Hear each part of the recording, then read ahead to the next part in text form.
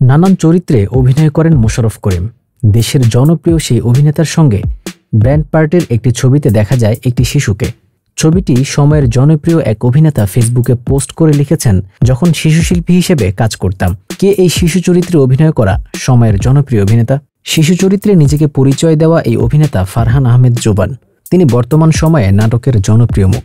জোবান ছবিটি ফেসবুকে পোস্ট করে লিখেছেন, ছবির ক্যাপশন কি হতে পারে?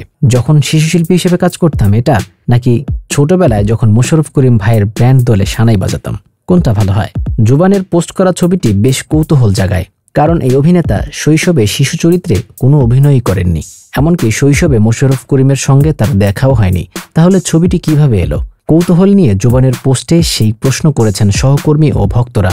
ফারহাদ মিলন নামে এক অভিনেতা প্রশ্ন করেছেন, এটা কি এডিট করা ছবি নাকি আসলেই আপনার ছোটবেলার?